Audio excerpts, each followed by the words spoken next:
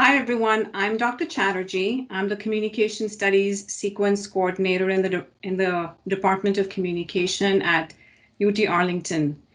We are fortunate to have two Communication Studies alumni who are going to share their experiences about their respective careers, answer questions you have for them, provide tips in your job searches, as well as discuss ways you can stand out in a competitive job market.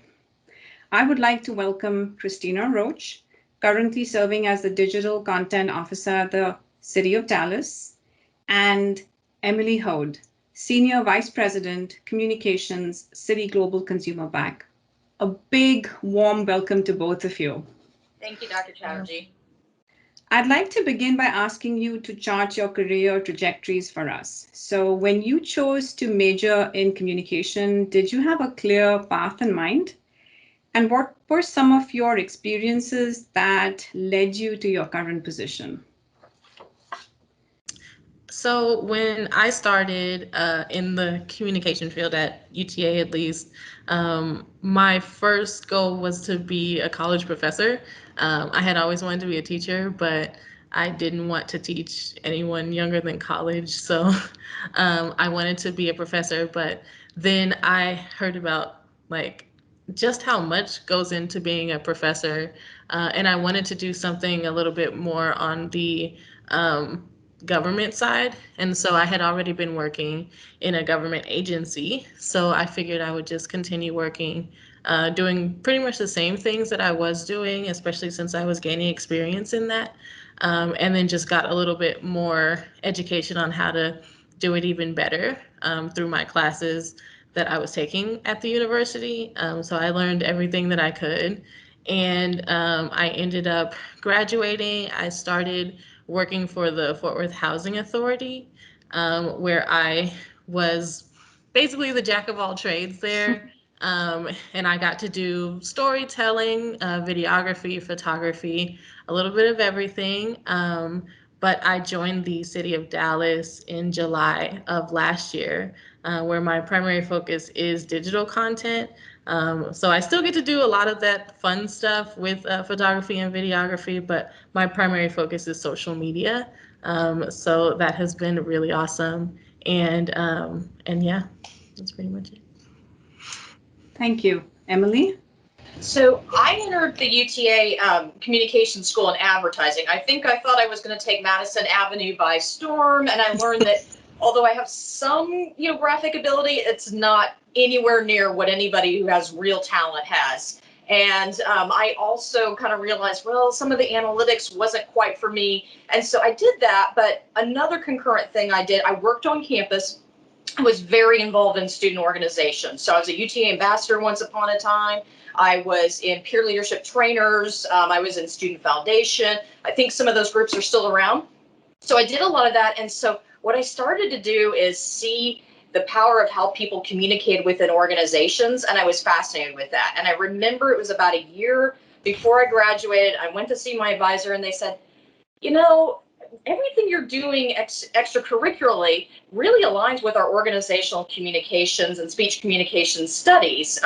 Maybe you might look at it. And I looked at a couple of the descriptions. I was like, yeah, that sounds like I'm studying the stuff that I really like to do. So I finished the advertising stuff, and then I went straight into that, and I really loved it. And I'm still fascinated by how people communicate in groups or don't communicate in groups or whatever the thing is. And so then after that, I decided I wanted to be a communication consultant.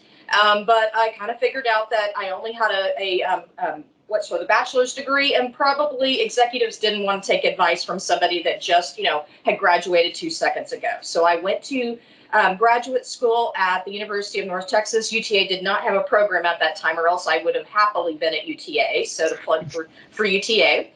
And I continued to work at UTA, and I finished in 2001. And from there, I still worked at UTA. We can talk about that a little bit later on how to find a job, but it was in the middle of the dot-com bust, which was not an easy thing to do. So I did several different things at UTA, and then I worked for a series of companies after that. I was actually in leadership development for a while because that was the thing that opened up, because sometimes life throws that to you. So I did leadership development for a while. And then I transitioned into communications several years back.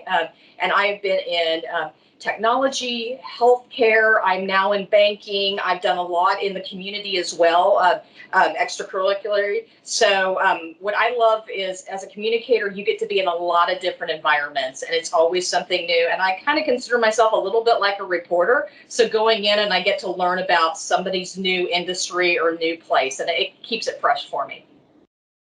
Thank you. What is the typical day-to-day look like in your position? Ooh, it really depends on the day, the time of year, because it's always different. I know that usually I have to gather stories for social media. Sometimes I'll write a story or I'll go out and take pictures of something, and then I'll write whatever our social content for that day is. There are other times when there's a random tornado and now I'm like writing like crazy, trying to get out information to the residents about where to go and what the city is doing. And sometimes there's just a lot of events going on. Recently, we had our welcoming week, which is a time when we celebrate diversity in Dallas and celebrate all of the immigrants who come here looking for a home, and just showing that, you know, we're a welcoming city and that we want people to feel like Dallas can be home to them.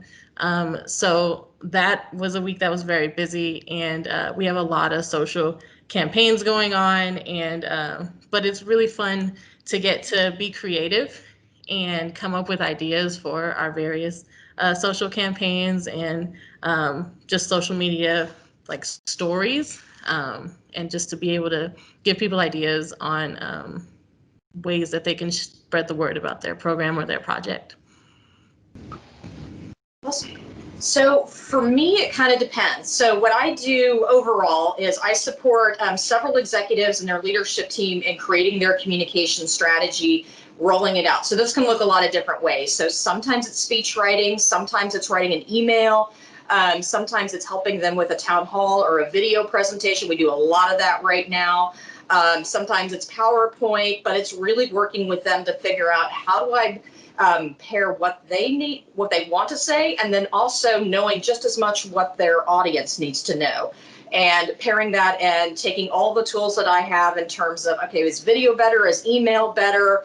Is it a variety of things? And then I can work with anybody from our external communications folks, because, you know, if we have something that has happened externally, we want to amplify it internally and vice versa. I can work with legal, I work with marketing, I work a lot with HR on different things to get the right information. Every group is a little bit different on how they interact. And so you try to match what you know with those personalities and the needs of that particular group. So it seems to me that both of you are doing a fair share of writing in your positions. So given that both of you are communication majors, what advantages do you believe a degree in communication gave you over other applicants, Christina? I would say that I came into my career, or when I was looking for a career, with a lot of experience in public speaking and in writing. And, you know, there were people like Dr. Markham Shaw, whose class like banged into you how to deliver a speech, especially in the office environment. And so coming into the interview process with those skills definitely set me apart from a lot of other candidates.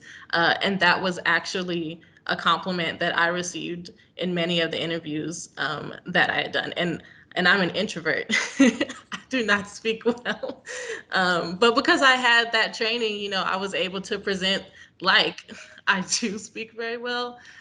So that was definitely an advantage. But also getting to do a lot of writing assignments and knowing how to structure a paper, knowing AP style, which is very, very important, especially in the PR world. Just a lot of the things that I learned about interviewing and persuasion, just everything, every class that I took gave me some sort of skill that set me apart in some way. So I was really grateful that I went to UTA and that I had these skills.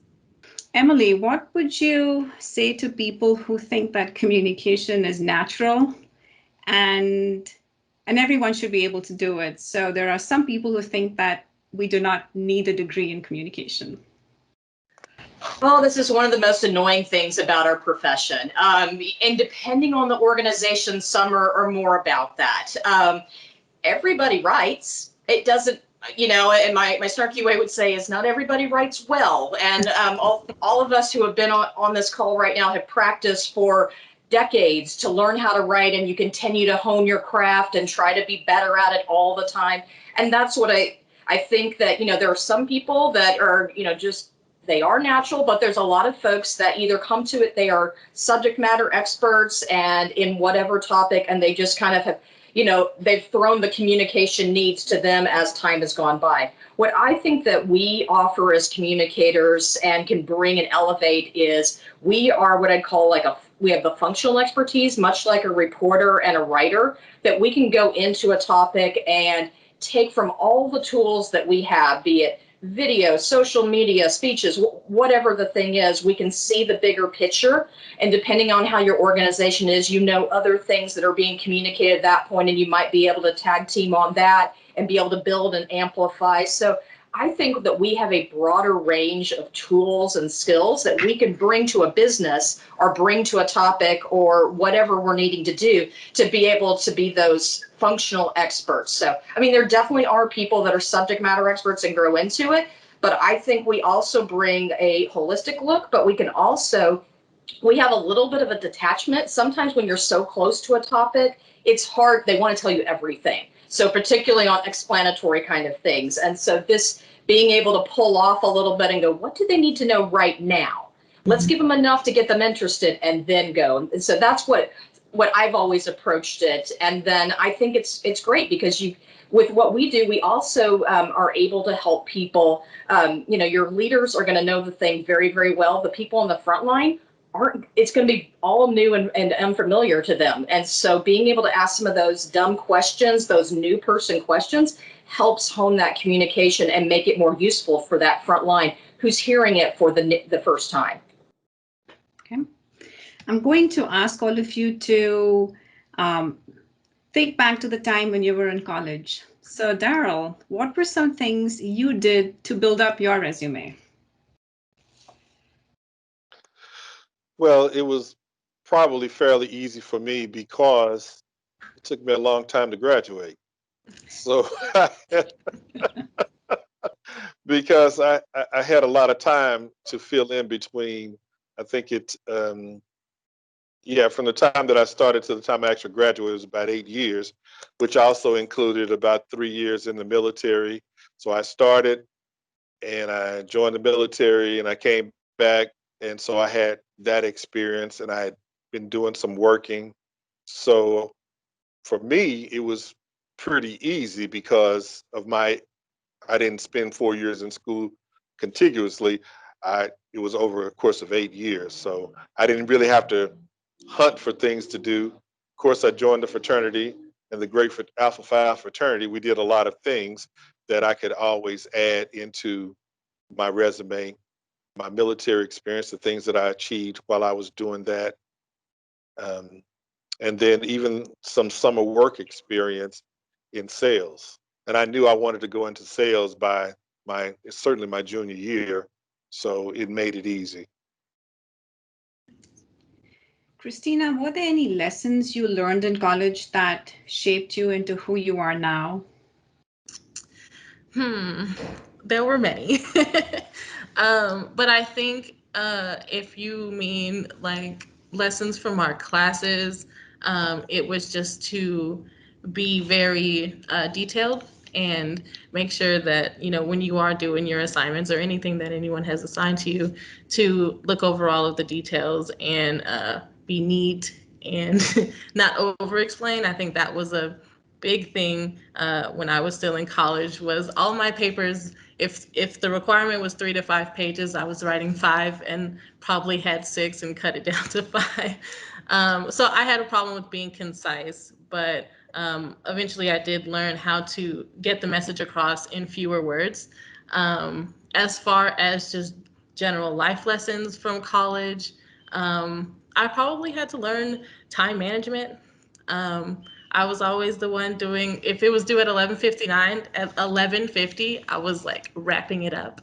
So I had to learn how to not procrastinate and get things done when they're, or start on assignments at least when they're assigned, instead of like working in all of my social activities, or if I was going to work in my social activities, to be smart about it, you know, get a little bit done and then go do my social activity and then come back and do a little bit of my assignment as well. So, but yeah, those were like the main two lessons. Would you like to add to that, Emily or Darryl, before we move on? I think I would, Go ahead, Darryl. because I still remember a professor. I wish I knew who he was, but I still remember him just kind of telling me some things that if you want to be successful, there's some things you're going to have to cut out for a period of time. You may have to cut out partying and hanging out with the fraternity or the fellas for a while, or you may have to spend a certain number of hours in the library on Friday evening instead of watching, you know, certain shows that you want to watch on TV. And I think that still is important today. I use that today.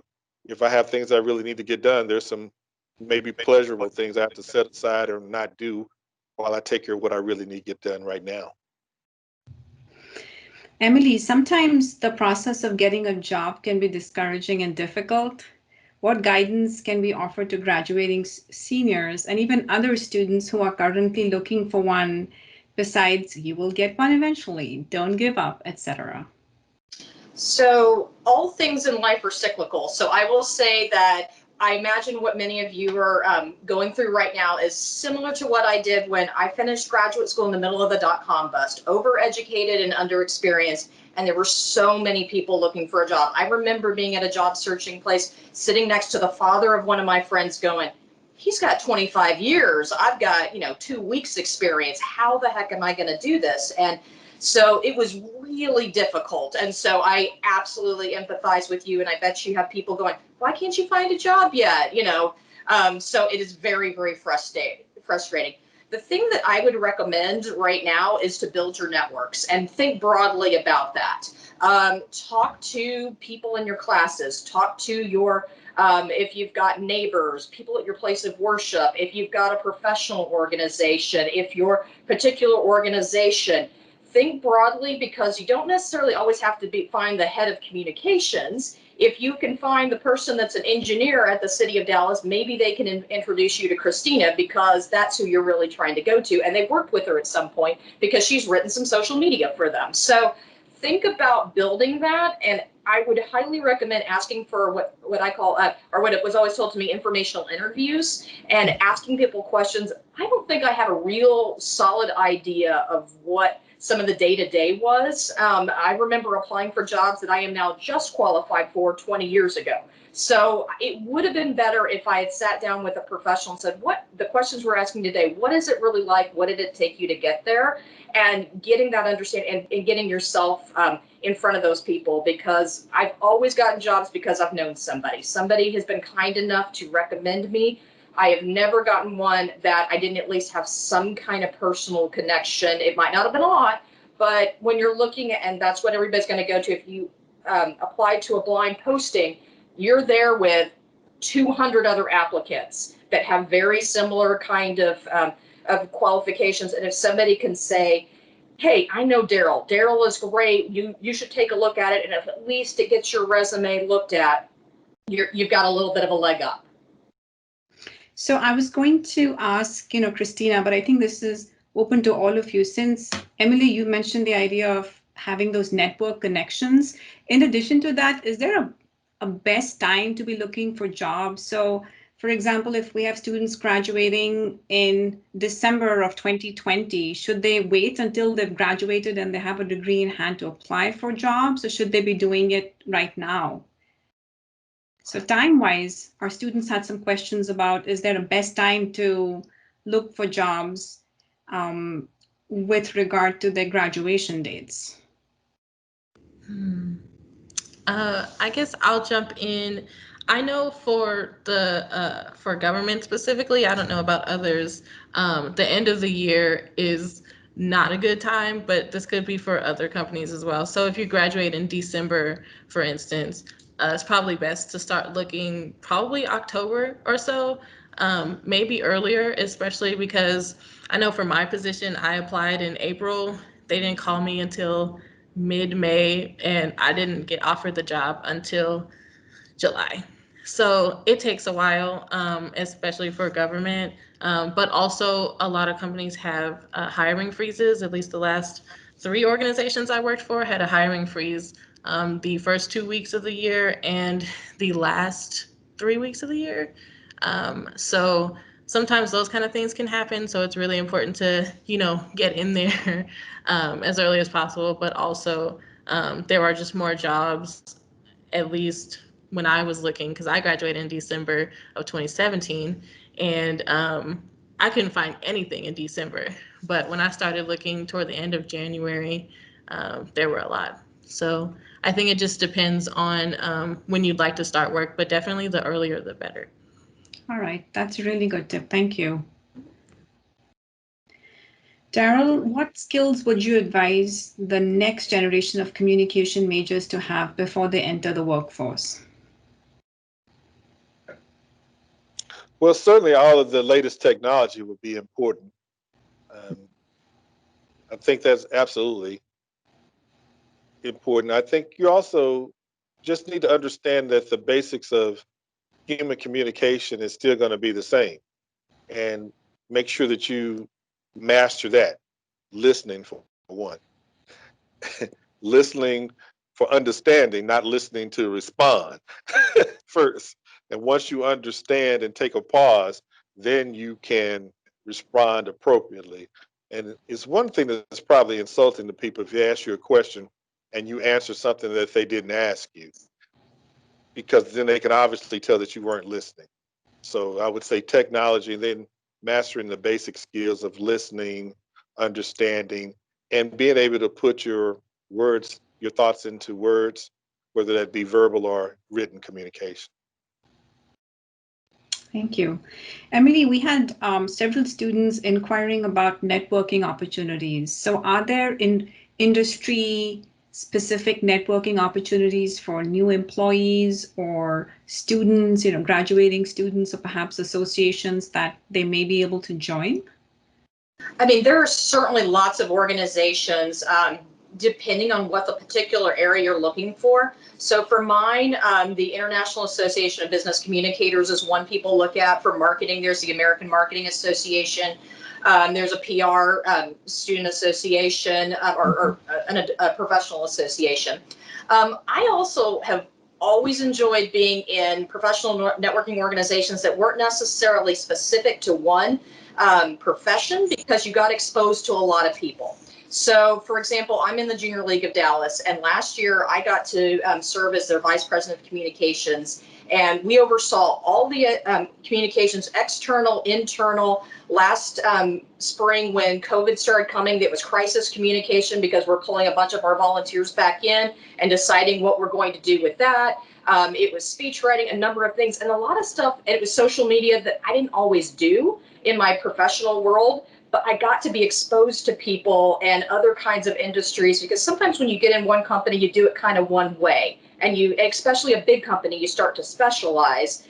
And so it was a great opportunity to meet other people. And if I ever had to look for another job, those are the people that I would probably go to first. And I try my very best when one of them needs a job to make sure we socialize resumes and opportunities around. So put your hand up and do those kind of volunteering things. That's a great way for people to get to know you for free. You put a little sweat labor in there, and they get to know you. Because I know sometimes you go to those networking organizations, you hand out your business cards, and then you never hear from. It's not a very meaningful kind of thing. And so I used to volunteer sometimes at some of those, like even if it was doing the handing out the name tags, I got to meet everybody who came in the door. So that was just my way. And I was sitting next to somebody who was like, well, Emily got to talk to me. So, try for those a little bit more meaningful. And, at this point, people will take your volunteer labor. So it's a great opportunity.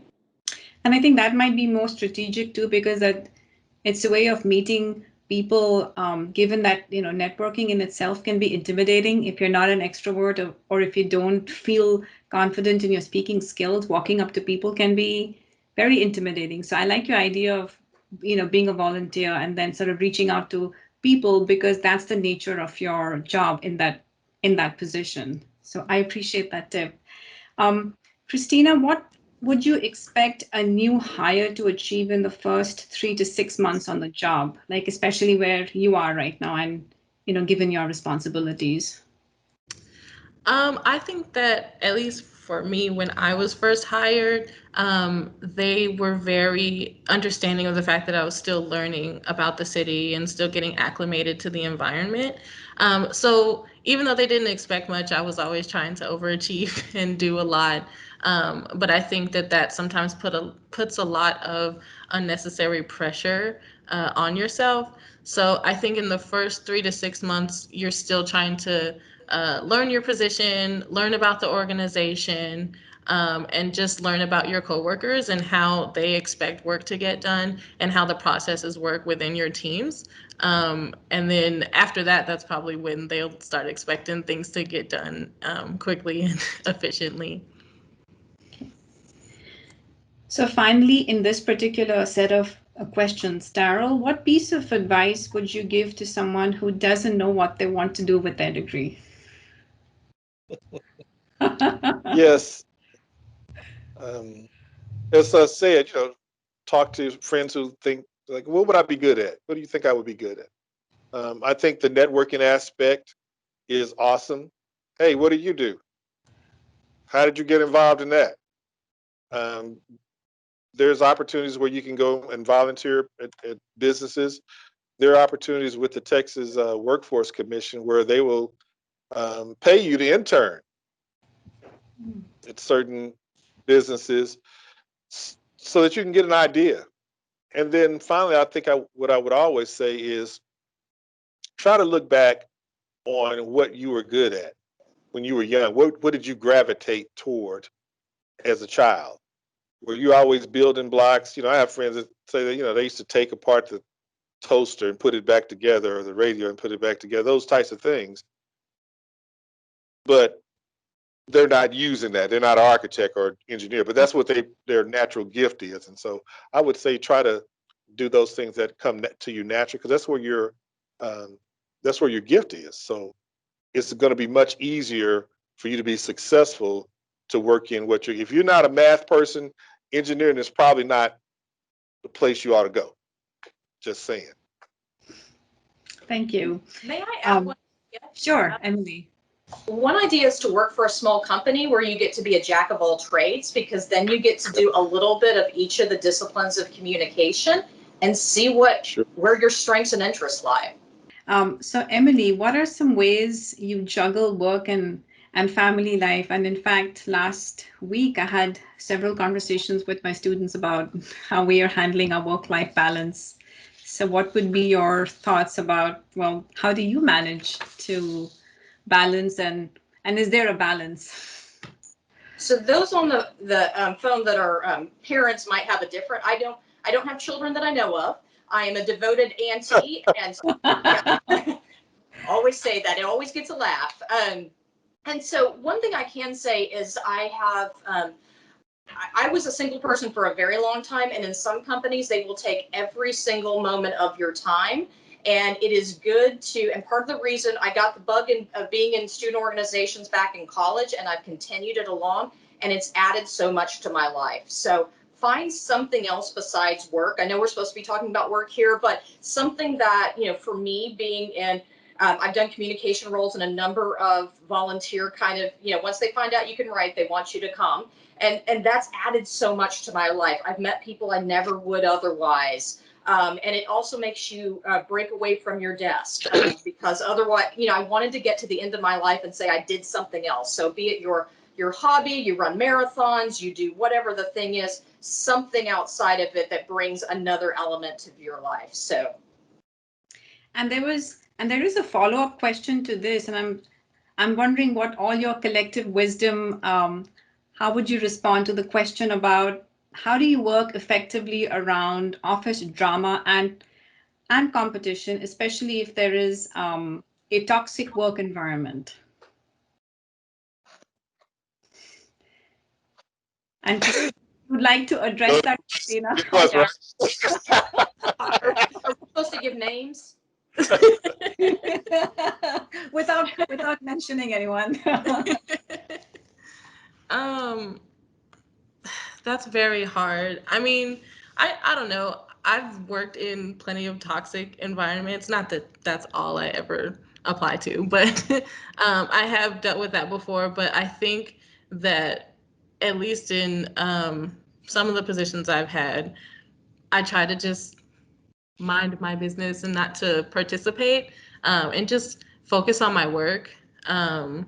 But if there is a time when it gets so bad that it starts affecting my work, then I have to start focusing on how can I keep myself centered and how can I take care of my own mental health so that this doesn't affect me doing my job, you know, especially if I love a job, but it's toxic.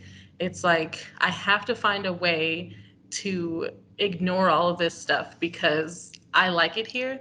And I don't want to have to leave. But I think that it's hard because, you know, I don't want to tell anybody like you should bring this up to HR or anything. So I don't know, but that's how I've dealt with it. Sorry. I think my 2 cents would be stay away if at all possible. And then when you find yourself in a conversation, a situation where 2, 3, 4 people together, try to do this thing. Hey, I need to get back to work. I need to get back to, I got some stuff I need to, so that you can kind of pull yourself away from that. And I think it's good to kind of keep that work home life separate thing and not to get involved in too much personal stuff at the office if possible. I think something somebody told me once upon a time at UTA was, if you've got an issue with somebody, go to the person that can do the most, that can most directly react to it. So if I've known organizations, if you have a problem with this person, then they'll go around to this person kind of, and it's not, sometimes that's the way, sometimes that's not, it's not always possible. I find it good to sometimes get some perspective from somebody who's nearer to the organization of, am I reacting poorly to this particular situation or not? So I would, am I reading this situation correctly? Am I being too sensitive? Is there something else about that? Because sometimes somebody's a little curmudgeonly with everybody, and it's not your particular thing. I think it's a very good thing to take note of a culture and ask about the culture of an organization you don't always know, but not every culture is a fit for every person. And sometimes if you can't change the people, change the people. I appreciate that. Given the unprecedented times that we are in, what is the biggest change you have dealt with and how do you manage it, Christina? So working for a local government actually made dealing with COVID-19 from an organizational perspective quite difficult. I think when we knew that COVID-19 was coming, we were trying to prepare things, but by the time things started locking down and everything, it was like boom, boom, boom, boom, boom. And so pretty much every moment of my time was spent on trying to come up with social graphics, social content, website content. We have a blog that we do, so we were updating that with resources and everything. So it has been pretty fast-paced, but things have finally started to slow down. But I think that just being able to work from home, I've always been an advocate for working from home because I used to work for a transportation organization that's trying to help the air quality. So always been an advocate for that. But it has also been nice to be able to focus on my work and not have the distractions of people walking through the office or coworkers getting into it, or not that that's the kind of thing, but just in case. But yeah, so it's been nice to just be home and to be able to work on my tasks from here. And for the most part, things are fairly stable. and I'm hoping that they will stay that way. So, but yeah. Would you like to add to that, Darryl or Emily, before we move on? I might say something about crisis communication. So in terms of, and Christina, you just mentioned quite a lot about the crisis communication. That is truly when a communicator often will prove their value to an organization. You know, sometimes people can kind of DIY and they you know, that your earlier question about do you have to be a communicator? This is where our value really shines. And so if you ever have an opportunity, I had worked at Texas Health Resources, that is the parent company of the Presby hospitals when the Ebola patient was there about 6 years ago. And so I knew that when we were coming into COVID and our bank and everything that was, our branches are still open. We have branches in New York and all the things that are happening. We have mortgage that I support. I knew what it was going to be. And also my similar, I was vice president of junior league for our communications and figuring out what our response was. And so I find that you learn so much from crisis communication. So it's never in a fun, kind of situation, but if you ever have the opportunity, raise your hand, volunteer. You can really learn a lot and prove your worth to an organization. And I'd highly recommend it if you get that opportunity. In fact, the next specific question is for you, Emily. As an experienced public speaker, is there any advice you would give to virtual public speaking students that must use devices to deliver their speeches and presentations? So obviously we are all doing a whole lot more communication via video and other things right now. I support 5 different executives, and what I'll tell you the same thing I tell them. Right now, people are a little more forgiving about if a dog runs through or a kid comes through. I've worked from home for 6 years, and even clinking a coffee cup, I probably would not have had my coffee cup the same way before, because you want to be completely professional. But people are more forgiving. Practice now. And so I highly recommend recording yourself. What do you like? What do you not? Look at your lights and that kind of a thing. Can people hear you?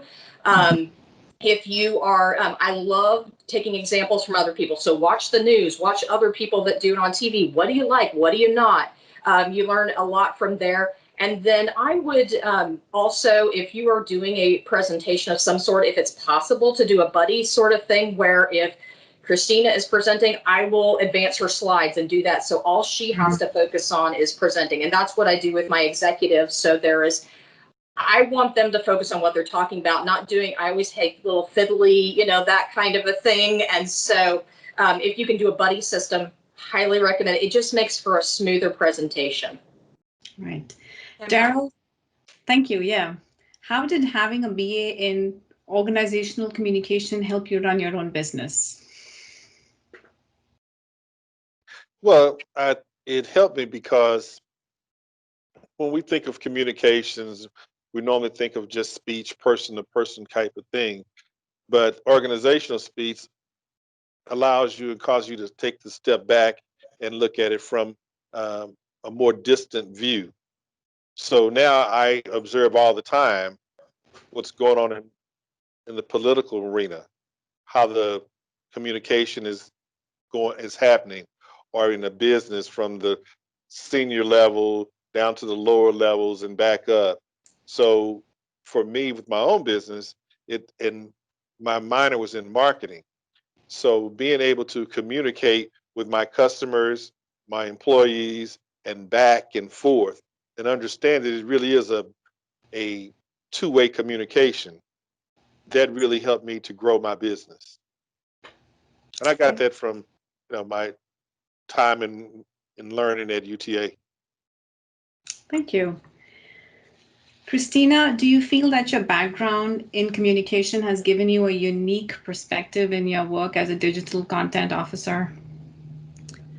I think so. I think that when I'm developing content, I often think with some of the things that I learned when I was at UTA. So I'm constantly thinking about, how would this message be received by this audience or by this one? Trying to create a message that is going to be the most well received by the widest audience. And it's not because I'm not trying to make a sale or anything. I'm still trying to get people to do a thing, right? So it's filling out the census or putting your recycle in the right bin, or, so there's still a goal. And so I feel like, being that I learned a lot of the ways to persuade people to do a thing, or just crafting a message that is going to reach our audiences and get people to engage. I think that that's helped me in my career and helped me to be successful thus far. And so that's why I've been able to have so many really awesome jobs. Or, yeah, I think they're cool, but maybe other people don't. But I have one final question for all of you. So, in what ways has this, communication industry changed since you started, and how do you see the field of communication developing in the workplace within the next 5 years? So I absolutely believe that technology is a big deal. Um, the changes in technology with the computer, from when we used to have IBM cards, you Yeah. to to our cell phones that are handheld computers, to in the future there's going to be more artificial intelligence. We have 5G coming along, and what that really is the foundation for greater use of artificial intelligence. So I think that's going to be major as we navigate the technology field going forward. And yet, I do think there's still the need, and maybe even a greater need will develop for human communications to one to another, because there'll be so many people behind the artificial intelligence and the technology, that when you do get the human interaction, it better be very good. And I think that's sometimes what happens with more technical people who maybe grew up kind of in the engineering side or the accounting side, the boring people, that they don't have the ability to speak and engage. And I think it really become more important when you do get that opportunity, because we're getting so deeply connected to technology. Christina and Emily, do you have any final I'll let you, thoughts Christine. on that? I was just gonna say that I probably started not that long ago. I think it was like 6 years ago. But one thing that I've noticed, at least especially on social media, there is a very big focus on what's the word? Accessibility. And so a lot of people are starting to hold companies' feet to the fire with their content, being accessible, but also just being culturally sensitive. And so it's very important to be aware of those things. I've noticed that some companies, especially when they don't necessarily have like a person of color on their team, might develop campaigns that might be culturally insensitive. And so it's happening a lot more, that people are paying attention to that and calling those things out. And so that's causing a lot of advertising companies and just big companies in general, and their marketing departments and comms departments, to pay attention to the content that they're creating, and to make sure that it's not going to get them canceled, as people would say. And so I think it's important to be aware of that, and just to have that education. But also, I know that for Dallas specifically, we represent such a diverse community. And so we're starting to put a lot of our communication pieces in multiple languages, it should have happened sooner probably, but now they're making a much more concerted effort to do so. So I know that Spanish is required, but let's make sure we retain it, unlike me. So. So I would say, yes, things are changing, and you should definitely have a good working knowledge of the various technologies. You should be judicious about how to use it. Not every technology is right for every person. Right now, the cool, hot thing is doing video, but we're, in some places, one thing you're still telling a story.